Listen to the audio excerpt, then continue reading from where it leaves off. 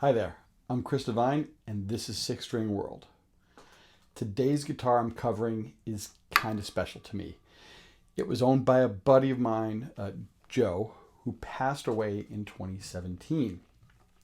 This is the guitar he played at his last live gig, and it's got a bit of a story to it. It started life out as a 2007 made in Mexico Strat with a humbucker and two single coils.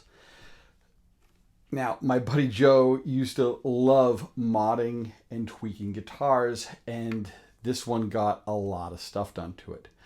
He fitted this WD neck to it, along with some Spurzl locking tuners and a Floyd Rose bridge. When Joe passed away, I helped his family sort through the 20 plus instruments and a ton of other gear, from pedals to full PA systems. It was a bit of work finding all these items new homes and getting some appreciated money to his family. A lot of his friends really bucked up and purchased some of these instruments as a useful memento of our fallen friend. And I will never forget the kindness and generosity in these actions. It really helped his family in a very big way. I was able to acquire this guitar knowing that this was kind of a mongrel and it would be a challenge to find a buyer for this. And I figured this would be a challenge that I would conquer. And I got this from his parents. The road rash that you happen to see here came from a cymbal stand accident, and it took out the paint job. It's a polyester finish, which means it's not going to age really well like nitro, and it's more apt to kind of peel than kind of like flake off.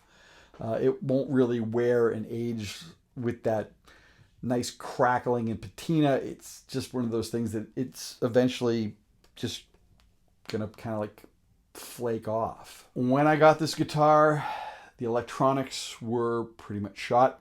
The pickups were just meh.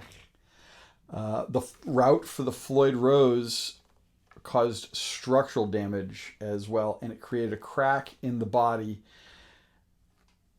So following Joe's lead, I decided to mod it, and Sheptone pickups did the pickups with their 53 mil upshot in the bridge and the AB single coils in the neck and middle position. Adam at AF Precision Setups really helped sorting this out with all new pots, new wiring, new 5-way switch.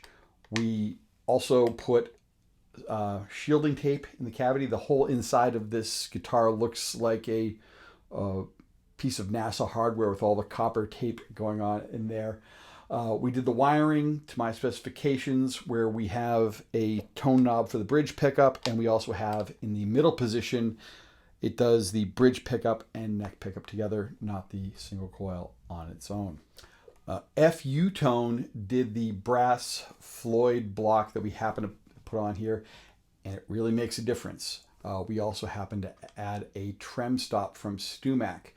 It's an adjustable piece, so I can set it to get the Floyd to float, or to have it set as I do now, which where it only goes down. It won't go back up. To top it all off, I had some custom knobs done with MBTA tokens fit in there as a nice finishing touch. This is not my go-to guitar. But I could easily do any gig with any of my bands with it. But it's pretty heavy. After a rough day, though, this is a great guitar to just pick up and have a blast with. Some people kind of poo-poo Floyd Roses. And I was one of those people for a very long time, I will admit. But I've noted that if you do put the brass bridge block on there and a set of 10s, a lot of the arguments for not having a Floyd, the thinness or maybe not the fullness of tone, well, that argument goes away once you make these mods. And I have to also say, not having the lock nut really just makes it more practical. It's very easy to restring with just the locking tuners. I don't really go crazy with the bar anyways. I usually just use it for a little bit of shimmer or a little bit here or there. I don't do a lot of dive bombing, but even if I do, I'm still in good shape. It's not a real big deal. I did a full-length article on this for Performer Magazine a few years back, and I'll have a link for that in the area below.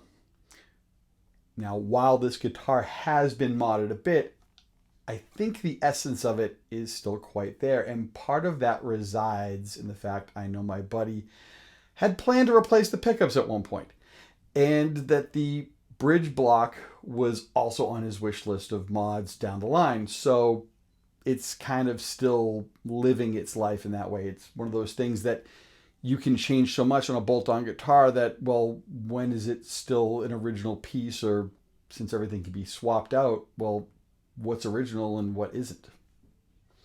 This is the guitar Joe played at his last gig, and he was very happy that night. And when I pick up this guitar and I play it, I do often think of him. It's nice to have a connection to my friend through this instrument, and in some ways, it feels like he's still here.